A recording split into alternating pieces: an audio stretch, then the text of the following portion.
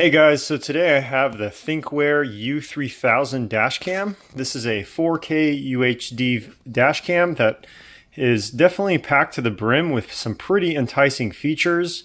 On the front here you can see that they have the lens, and on the underside here, which faces downward, you will see the record button, the power button, the Wi-Fi button, and the microphone button.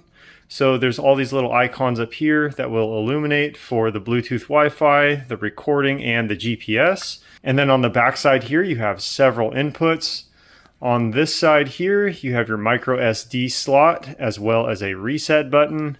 This seems to be made very well. The camera on the front does have a little bit of pivoting action going on, so you can pivot it downward or upward based on your exact vehicle. So this 3M sticky back just basically will be peeled off, and you'll stick that onto your windshield just like this, and the camera lens will be pointing right in front of you. This does have a rear camera as well, but that is sold separately. This is just the front camera that I have here. They do give you a 64 gigabyte micro SD card to get going, as well as the power cord that goes into your 12 volt and plugs into the back of the camera. And then you have this little tool to help hide any wires or cords.